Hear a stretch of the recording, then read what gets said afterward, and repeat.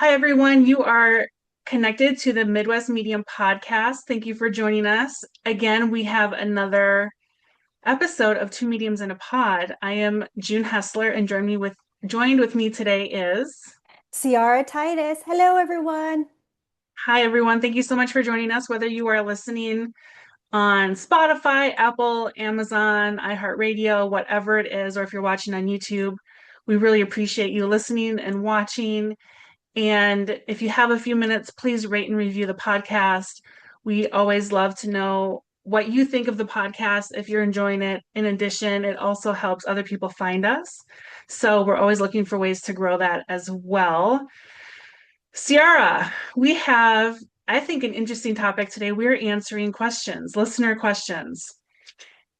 So Yes. Yeah. I'm before, super excited about today. yeah, I think it'll be really interesting conversation. Before we do that, tell us what events you have coming up. So I do have my mediumship practice circle that's online. That's this upcoming Wednesday, March 18th, and then you could go online and meet with me and others who want to practice mediumship. I do have a yoga um, and wellness fair that I'll be at. I'll be doing readings and also a group reading at the end of the day. That will be on Saturday, March 28th. Then I have the Mindfulness Expo, which is going to be in Anaheim, and that's in California, and that's in person, but that will be April 1st. And all details are on your website, ciaratitus.com. Yes, thank you. All right. I have Monday, March 23rd, virtual group reading over Zoom, 8 p.m. Central Time. Email me if you'd like to sign up. 50% of my earnings from that event always goes to charity. And then Saturday, March 28th, I will be in person at the Maple Grove Community Center for the Holistic Healing and Wellness Fair. I will be offering in-person readings. It's on a first come, first serve basis.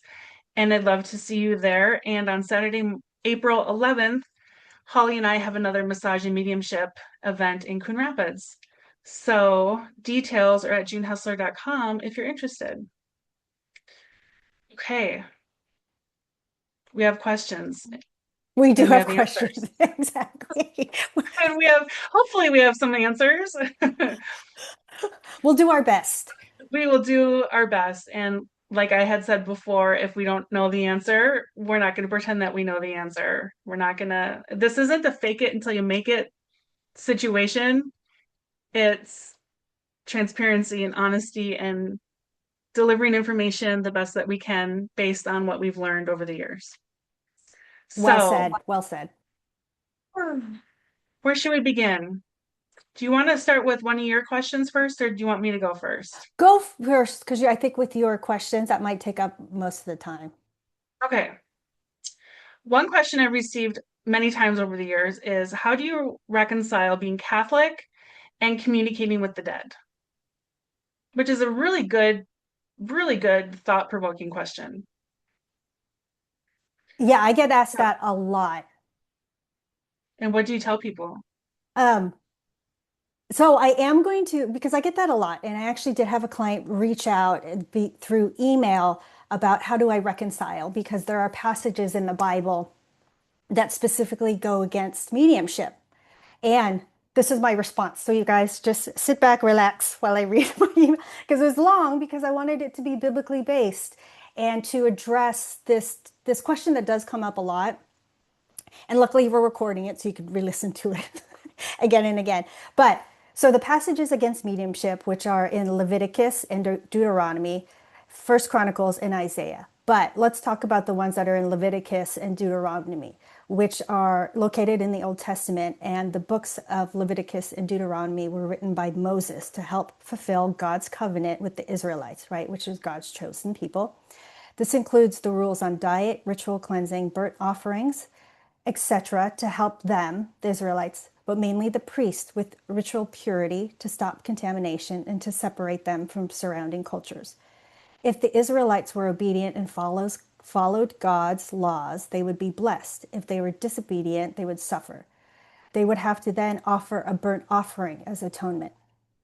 These books outlined God's laws as a response to the dominant Canaanite culture, which was seen as evil in God's eyes. The Canaanites practiced child sacrifice, worship of several gods and demons, incest, bestiality, etc. They also practiced divination and mediumship, which connected them to demons. I'm assuming that the mediums were corrupt and unethical since high ethics and virtues were not a part of the culture. In order to protect the Israelites from making mistakes, Moses wrote the laws forbidding mediumship. Unfortunately, it was a blanket statement. Moses did not write that there are qualified God connected mediums that exist. Qualified mediums use the same type of skill that the biblical prophets use, which is listening and obeying the voice of God.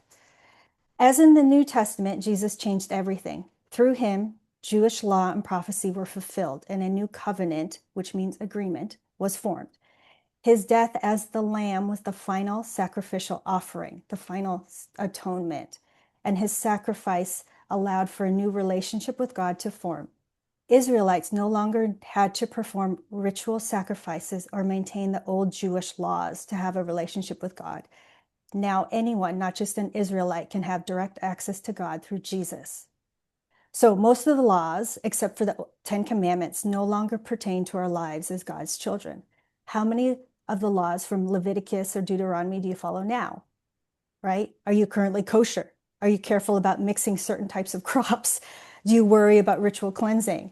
I would assume not, right? So then why put a particular focus on one law that's in there and not the others? This is where discernment comes in. We must work on our relationship with God and see how he individually guides us. Be discerning of other people's voices and opinions. The only voices that matter are those of God and Jesus.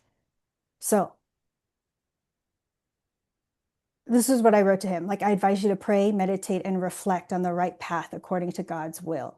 Our goal as souls on earth is to enlighten ourselves and grow that so that we eventually reach the highest level of frequency of unconditional love. If being a medium and using your psychic abilities is the right path for you, God will direct you to it as he did me. You don't have to give up. You don't have to give up being a Christian to be spiritual. You just have to find the balance. It's a really thoughtful response. I'm glad you shared that. I am too, because I feel like it does target exactly why. And hopefully you understood. It's like these laws that were in the Bible were set for that specific kind of time period. And then Jesus really did change it so that we don't have to follow those old laws. And I really like how I didn't think of it this way. You pointed out we don't follow these laws today. They're not applicable today. So why are we just really focusing on this one regarding mediumship? And like you had stated, the mediumship that was being practiced back then was to connect with negative entities, not with God, Jesus, angels, spirit guides, loved ones in heaven, not that. And I also love how you articulated, if mediumship is meant for you, God will direct you like he did for you, like he did for me, like he's done for so many other qualified mediums that are roaming this earth right now. So there's there's a lot to unpack in your response, but I don't know that we want to focus today's episode just on this one question, although it is a big important question and a big important conversation. But I think you did a really great job in summing up a really terrific answer. Good job. Thank you. I had been getting that question a lot and I didn't go into detail, but finally when somebody emailed me, I was like, you know what? I'm going to write it all out Yeah. because it's still floating around there. And yeah, I do kind of say like, you're just kind of picking these one passages out of context. And I notice when people do ask me that question, they actually haven't studied the Bible. They just kind of take it by somebody's word that, hey, it's in the Bible and it's not allowed. Well, where did that come from? What was the context and how has it changed since then? And we've talked about that on the podcast before. It's fine to take a passage to support maybe your viewpoint, but don't take it out of context. The Bible is, and I'm still reading it, it is so complex and parts of it are difficult to understand and difficult to really hopefully understand in the way that it was meant. And when people take passages out of context, it can be so harmful because, like you said, especially in the day and age of the internet and social media, it's so easy to just take a phrase or a chapter, whatever it is, and it can catch wildfire. Yeah. So You've got to use discernment out there. discernment is huge. Oh, and My aunt, yeah, oh, go ahead. just one last thing with this. It's funny because as I've been on this journey of becoming a medium, I I was surprised that God and Jesus and the Ascended Masters do call me a medium. Like they use that actual term. So I know because they do that it's not bad. It's not it's like the fact that they use that word, and that's the word that's being used in the Bible. I know that it's I don't know if I'm explaining this right, but it's not It's displeasing to not God. shameful. Yes, exactly. Yeah. I want to add a little bit to answering this question in that how do you reconcile being Catholic and communicating with the deceased? My answer isn't as articulate as yours. You're the chaplain. So I lean heavily on you for the biblical aspect of things.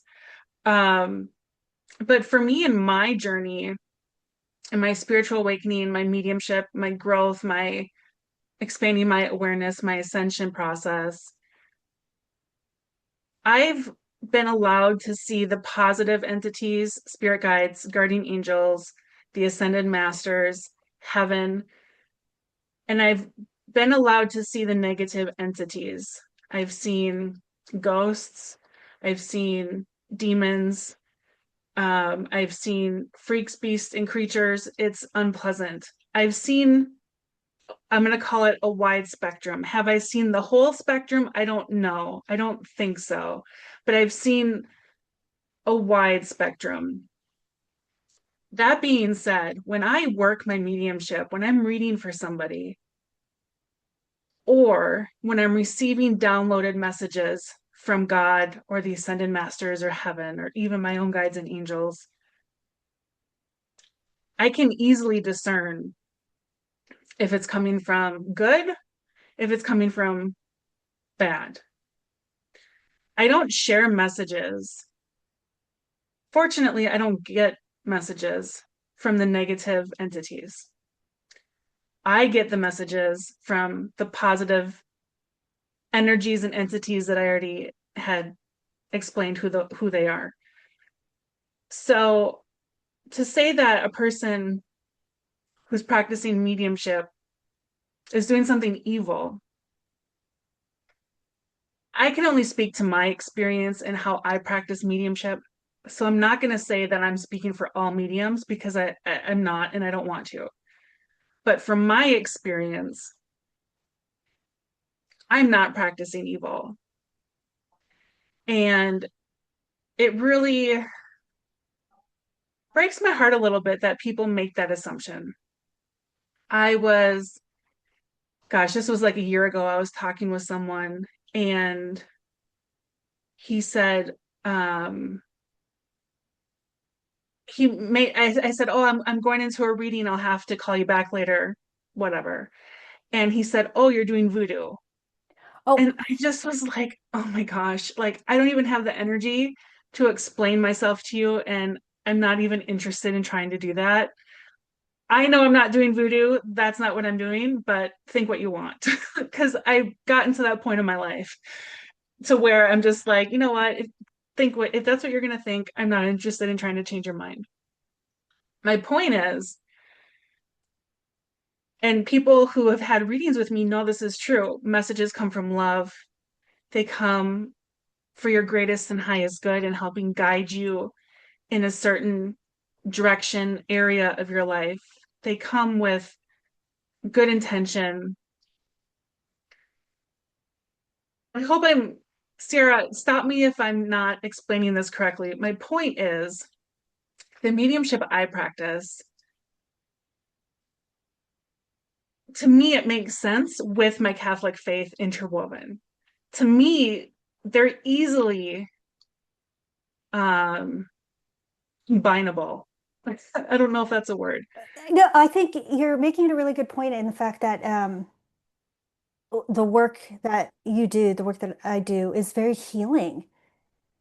And from we as mediums are witnesses to the other side, which I know is very important for God and Jesus and the Ascended Masters for us to talk about because it makes the other side so much more real.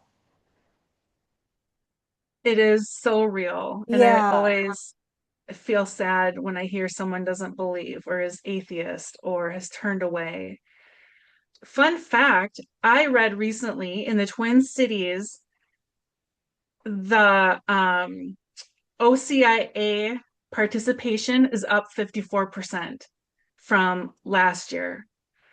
So the Holy Spirit is definitely working in unique ways. And it made me so happy when I went through the OCIA program at my church a couple years ago. I was the only catechumen, which was fine. Like I had the class to myself. I had a really great experience. And this year I saw at my church when it was, I believe it was the rite of acceptance. I think that's what it was that they received. There was like 8 or 9 people, Oh, and that made me really happy. So I just wanted to throw that in there. In my situation and with Ciara's, the Holy Spirit works in our lives, directing us to mediumship because we do work for heaven.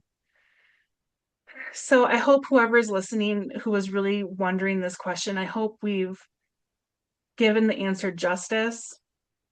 It is a really important question. And I think if someone's out there trying to find a medium and they're not sure who to go to, ask them this question, see what their answer is. Um, See how their answer feels for you. Does it resonate with you or does it completely turn you off? I know that the work I do is positive and comes from a good place, meaning heaven, not from negative or an evil place, which I have had experiences with those negative entities and I don't work for them. Ciara doesn't work for them. We work for heaven. yeah, well So, said. Well said.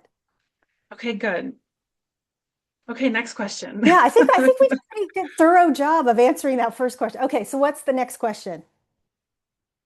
The next question I have is, would you be able to explain reincarnation in the Christian Catholic faith? I was taught that reincarnation was for non-Christian religions. What do you think?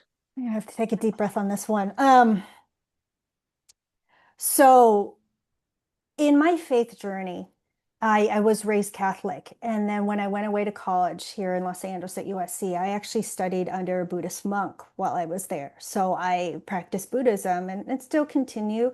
Um, they actually are not incompatible. So if you were to read the Bible, there's nothing that's against the idea of reincarnation. Like it's not sinful. It's not mentioned as something that doesn't exist. Just because it's not explicitly named in the Bible doesn't mean it doesn't exist. Does that make sense? Um, so when Jesus came down, the culture was, and people didn't realize that we actually continue on at all. His job was to show that the soul will continue, that he will still be alive after his death. Think about it. That's where the people were at that time. For him to actually even go into the idea of reincarnation, people just were not at that they weren't at that consciousness level. So that's why it's actually not explicitly mentioned in the Bible. But that's why we have just more than one ascended master. I mean, Jesus is at the top, but Buddha did come down to show and talk about reincarnation and that karma does exist, right? And so when we talk about karma, that's the cause and effect of our actions. And so if you study Buddhism, it is really about causing no harm, because if you cause harm, you have to reincarnate again, and you're stuck in this level, samsara, which is the cycle of never-ending cycle of reincarnation. Um, so even though I'm not sure if I'm answering it directly, but just because it's not in the Bible doesn't mean that it's not possible or that we shouldn't, Right, because there's a lot of things that aren't in the Bible, like mathematics isn't in the Bible, science isn't in the Bible. We still continue to study it. right. Psychology is not in the Bible because it's just the consciousness level wasn't there. And then the Bible would be like 10 or 20,000 books if it was all included. Yeah, and you're absolutely right. I'm reading the question again to myself because I'm trying to articulate my answer as well. Um, so yes, Jesus resurrected. He was, I believe, on earth for 40 days as a soul without his physical body, and then ascended into heaven. So it he showed us that there is life after physical death. As far as reincarnation is concerned, think of all the kids. It is so common. If you do a deep dive on the topic, you will find hundreds, if not thousands, of examples of children who talk openly about their past life and how they died. And if they were married, had children, there's so many examples of children talking about their past lives. There's people that do, well, Ciara, you've been open about it. I know it's on your website, who do past life regression and get hypnotized. And I've done it. It's really, really interesting. You can go to a past life regressionist and have it done. Obviously, go to someone who's reputable and knows what they're doing. So do your homework, use your discernment. I wouldn't just pick anybody on the Google. Um, so, well, why are these things happening? Because reincarnation's real.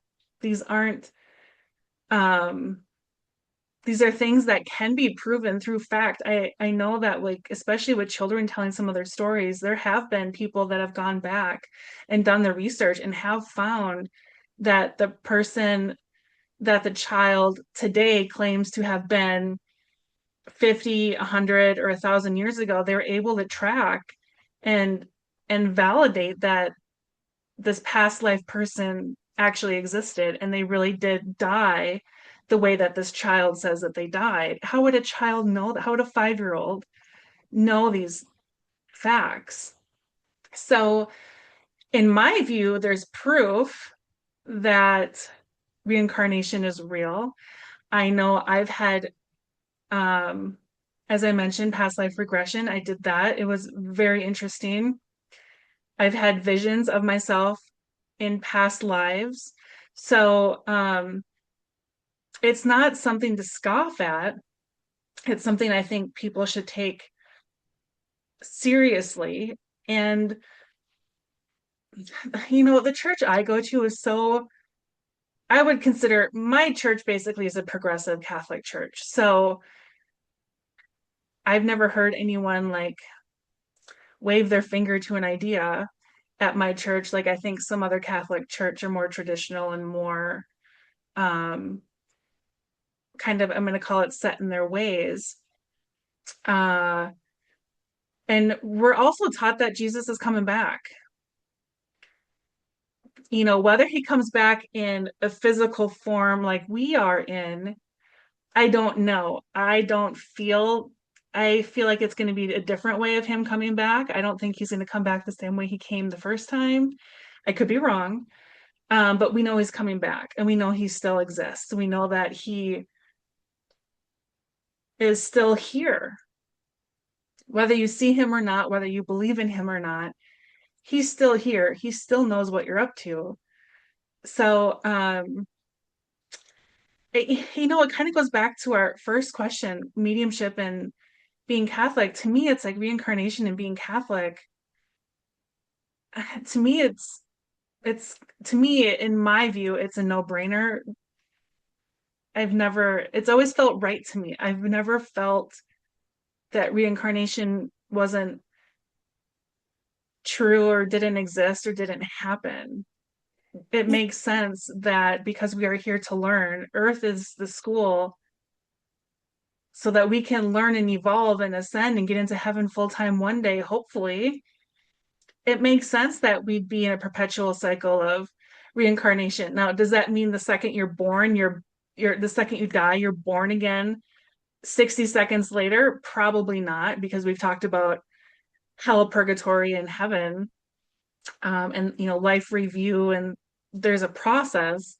So, but we also have talked about contracts and covenants and making agreements with God and Jesus. I promise to do X, Y, and Z in my next life. And then, okay, it's time for the next life. You have these missions to accomplish, which for you and I, part of that in our lives is mediumship. Yeah, yeah, So absolutely. I feel like my answer is longer than it needs to be. Um, But I tend to be long-winded. but I feel like this topic isn't just a simple answer. Um, so we did mention my past life. If you guys want to listen, so on my website, I do have a link to the recording of my past life regression as my life as Tabitha, the female Israelite and follower of Jesus. Um, and Jesus specifically asked me to start talking about it to show and demonstrate that reincarnation and past lives do exist because the idea of karma is definitely deep and this idea of karma and reincarnation because it's not a simple topic. And we actually are, when we're born, we don't have memories of our past lives. That's the thing. You actually have to earn the lifting of the amnesia. You have to earn these like moments of clarity to be able to get information about your past lives because a lot of times people are not ready. I mean, think about the stuff that's happened to you in this life and you can't let go. You're still really resentful. You're still really heartbroken. You're still really hanging on to what happened to you as like a 5-year-old. Could you imagine if we had memories of all our past lives?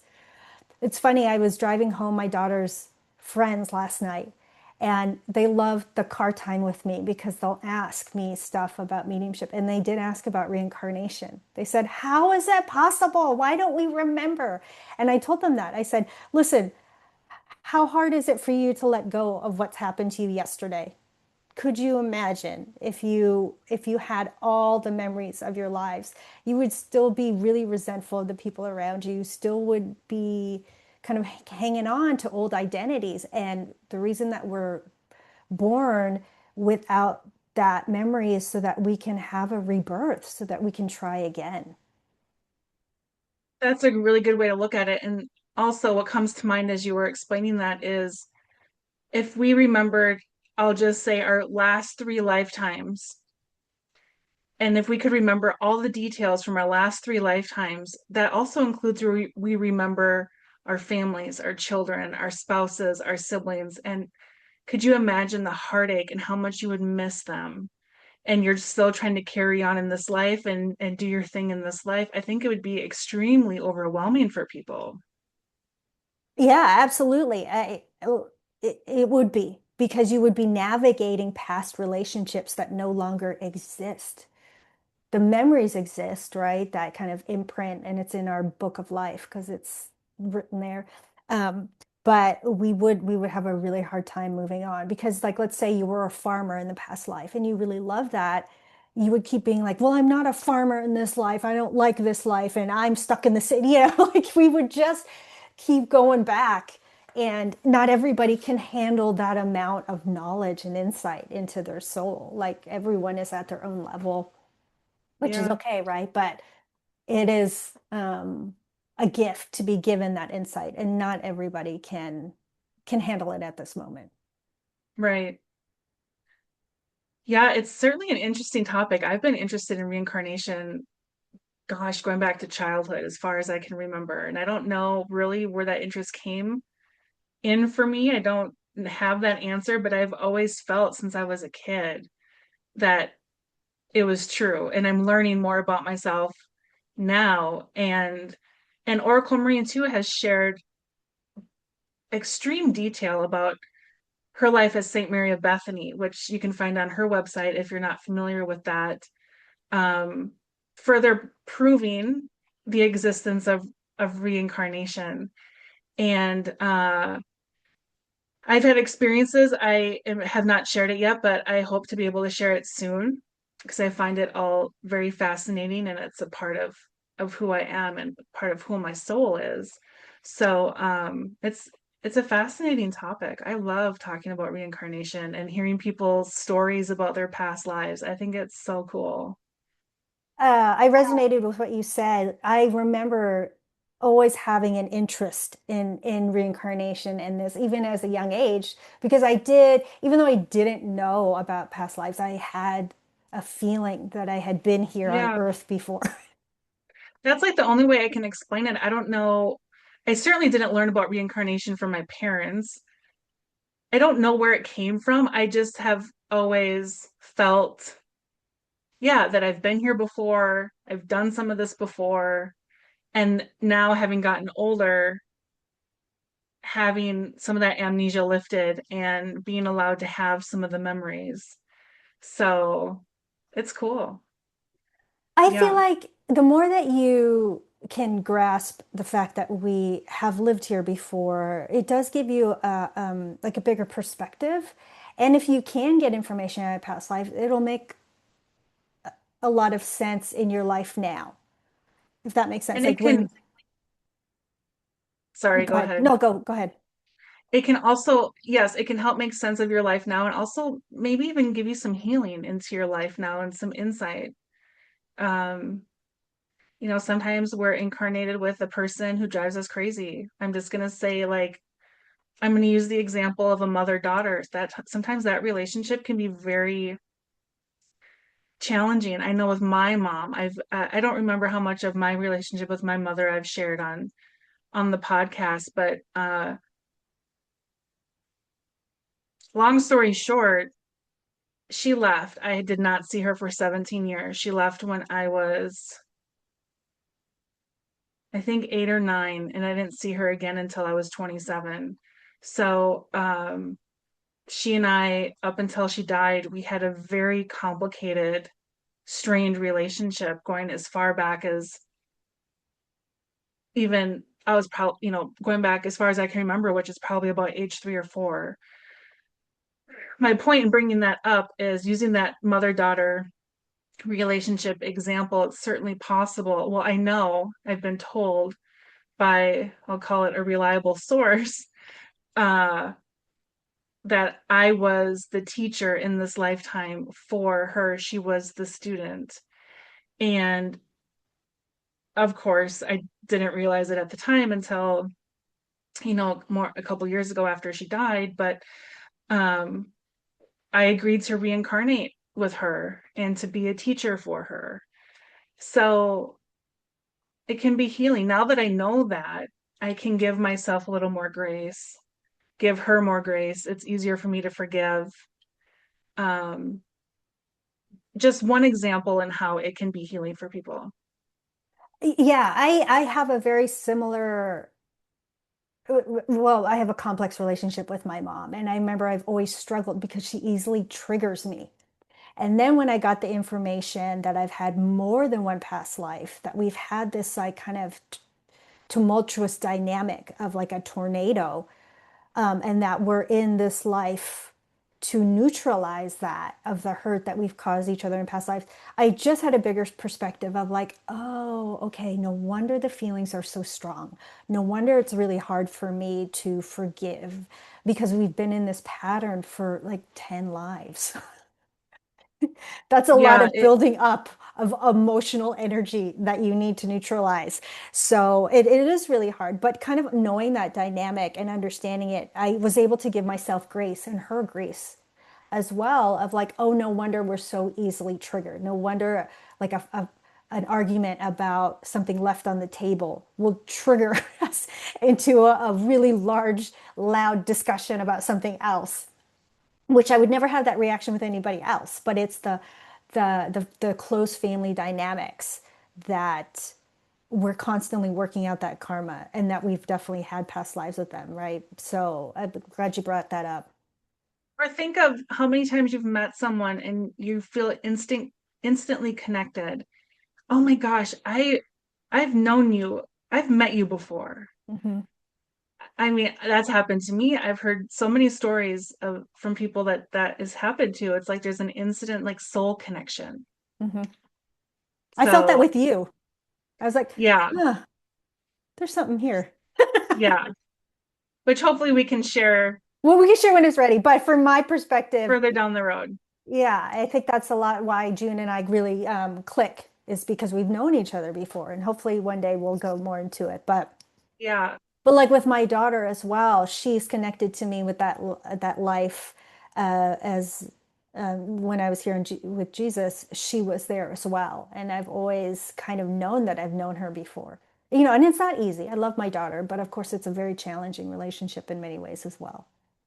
Can be, I mean, the mother-daughter dynamic can be challenging anyway. Um, but there are like kind of like extreme circumstances. I felt like my mom and I were kind of like an extreme circumstance example. Um, but yeah, I mean, there's sometimes it's just hormones. Some- Sometimes it's just having a bad day and you just need a piece of chocolate, you know. I get it because we're still It's just human that. too. Yeah, we're still human. We're still existing here as like regular people who's Yeah, moody, who you know, we go through things. So, okay, it's hopefully true. we answered that question. Do you have any questions on your list? No, because you know what, the ones that you said, I feel like those Okay. overlapped with mine. So you go for your last one. So it's not so much a question, but it is, as I was preparing for this episode, I was collecting listener questions and trying to think back on questions and comments I've received over the years. And so this one is really just a comment.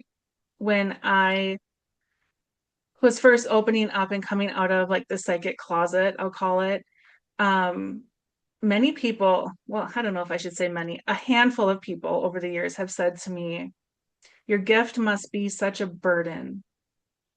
And I think that's something we should address because it kind of like made me take inventory a little bit on what I do with my how I spend my time, what I'm doing, what I'm allowed to do, what I'm working towards. So, Ciara, what do you say when someone says to you that your gift must be such a burden? Do you feel that it's a burden? No, I would never say the word burden, but there is a sense of responsibility there. That's a good way to put it, responsibility.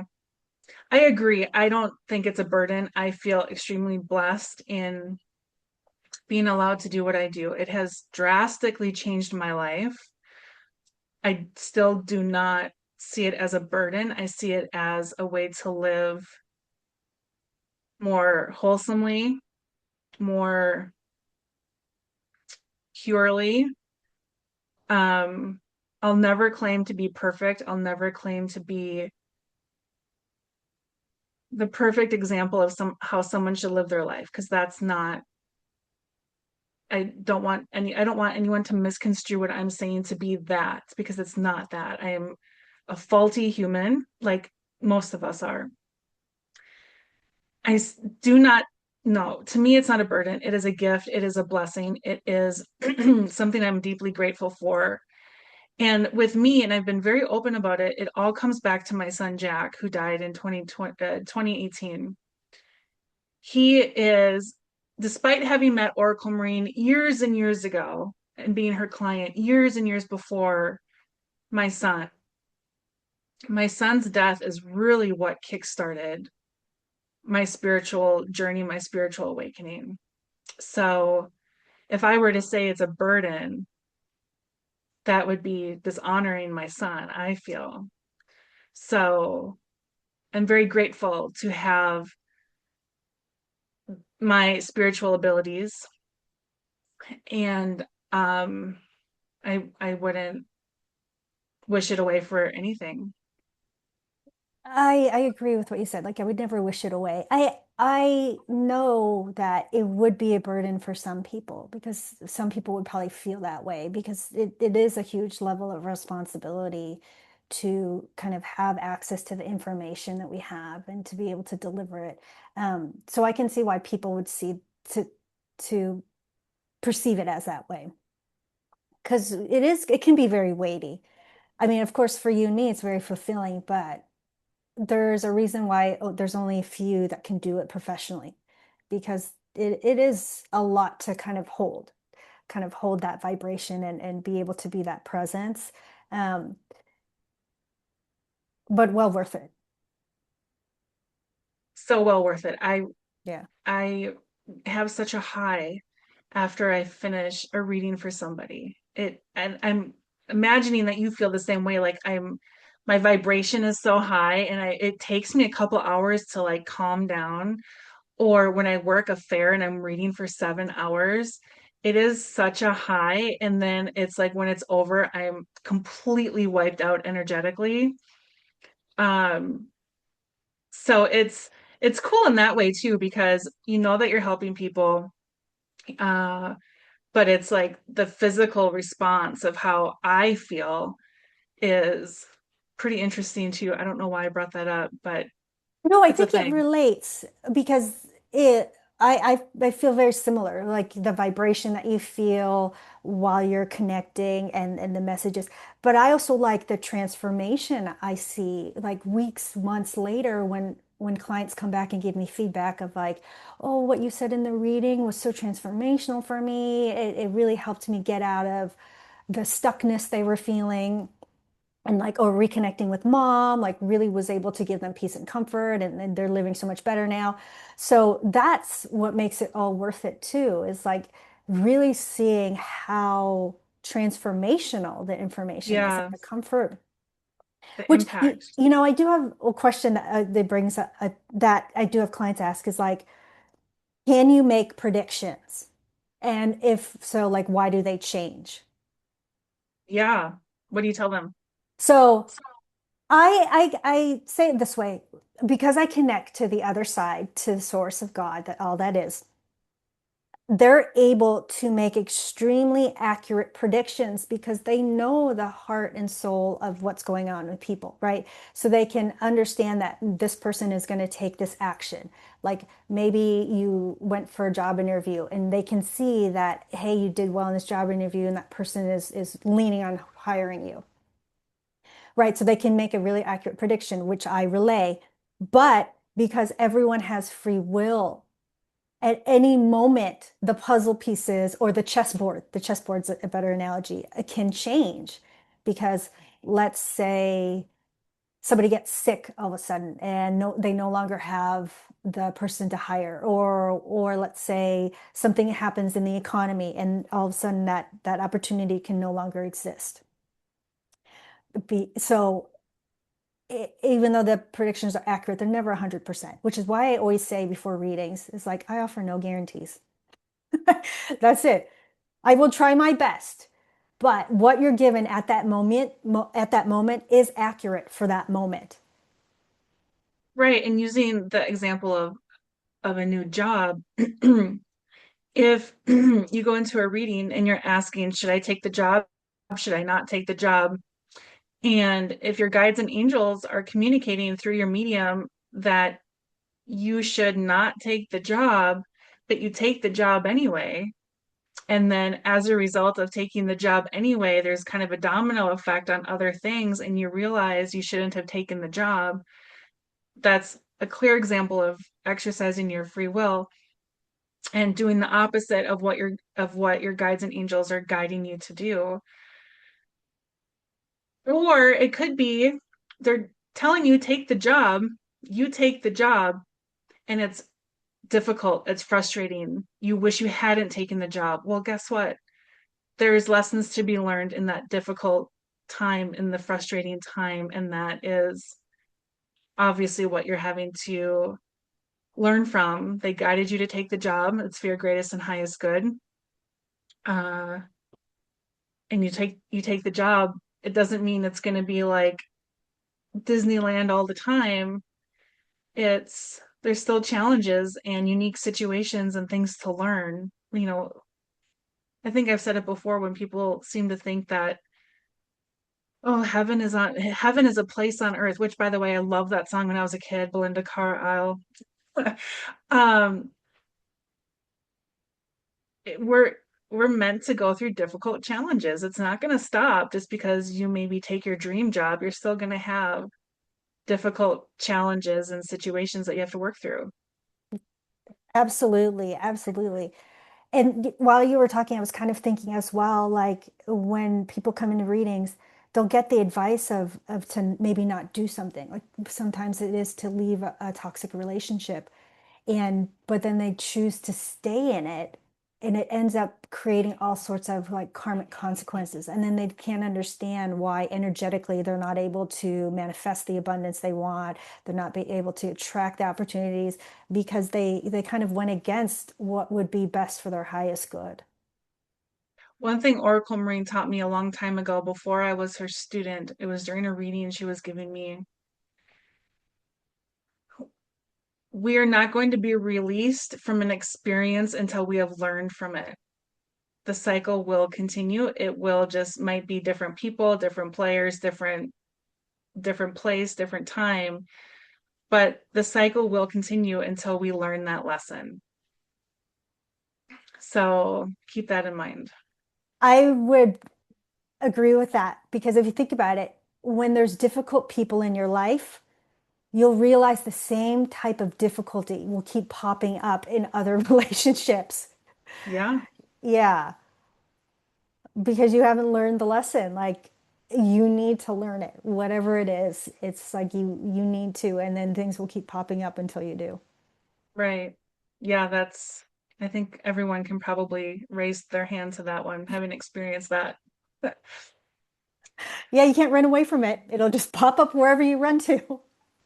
And it will. And so, what does it mean to learn the lesson? Well, sometimes it means to accepting things as they are and letting it go. Stop trying to control a situation. Maybe that's what it is. Maybe it's internal dialogue and needing to work on yourself. Maybe you need to practice more patience. And so, maybe this thing keeps happening because you are an extremely impatient person and you need to work on your patience. So, there's a lot of those are just examples, but those are things that come to mind when what does it mean to learn the lesson? And I've You have to. noticed too that they're very complex. It's not just like one aspect. It's like almost like an umbrella of like it's, I don't know if umbrella is the right term, but there's so many other little elements to under it to that exist under it as well. So like if you're trying to learn patience, it also includes an unconditional love and acceptance of other people. So it's never just like one Mhm. direct line, right? It's always like a more encompassing lesson. And to learn the lesson too, it requires self-awareness. Yeah. If you're not self-aware and if you perceive yourself as a victim in every circumstance all the time, it's the cycle is going to continue. Yeah. You'll constantly see yourself as a victim and Yeah. blaming the outside for really the work you need to do on the inside. Now I want to be very clear because I don't want to get hate mail. There are there are truly horrible situations where people truly are victims. That's not what we're talking about. That's like I don't want anyone to misconstrue what I just said. It's not that. It's the victim mentality in every situation that you find yourself in. That's what I'm talking about, not true victims of true awful crimes and situations. Not that at all. Yeah. There's a difference. Absolutely. Yes. Yeah. Not to minimize when bad things happen. And it is horrible when bad things happen. Like there's no denying it. Like you can't really sugarcoat it and you shouldn't, but to have a level of personal responsibility is always really important because if you constantly look at the outside and blame the outside, you'll never be able to be content because really the power is within. Like you really like take away your power when you constantly blame others. Be self aware. Yeah, self-aware is key. Yeah, and there's nothing wrong with saying, "Oh, I need to work on myself." You don't need to tell anybody. Nobody else needs to know. Yeah, Just, okay, self, I need to work on myself. I need to do X, Y, and Z. Nobody needs to know. Just work on yourself. That's part of why we're all here. yeah.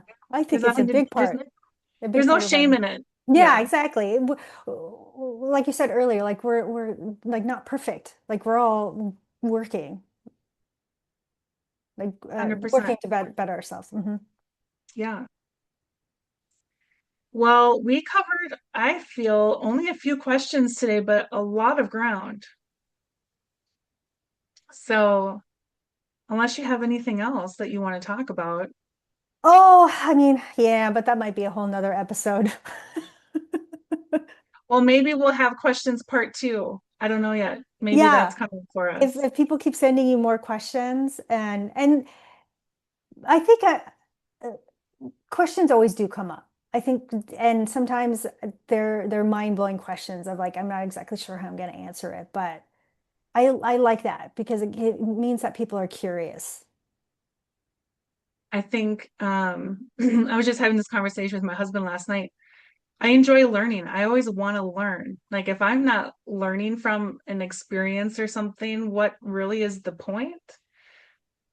I like history, I like travel, I like documentaries, I like reading, I like learning. So I think, like we've talked about before, we're here to learn. Whatever the topic is, whether it's your own spiritual awakening process, ascension, or maybe you love horse. I'm seeing horses right now. Maybe you love horses and you want to learn how to care for horses. It's learning is so important. I feel like it's what feeds the soul. Absolutely. And it is truly the knowledge we learn really is what we take with us when we cross over. And think of how much you can teach others. Yeah.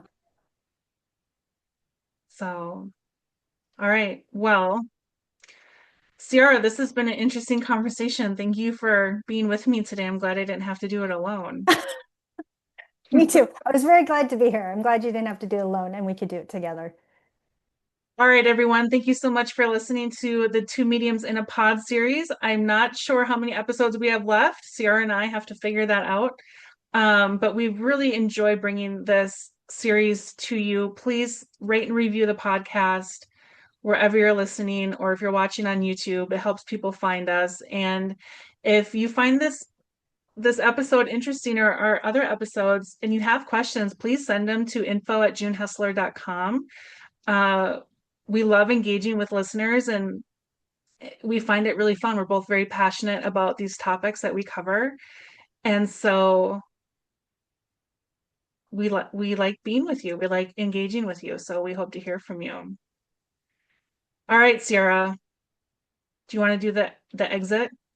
Yeah, so thank you for being with us. I'm Ciara Titus, and I'm June Hessler. we'll see you next time. Bye, everyone. Bye.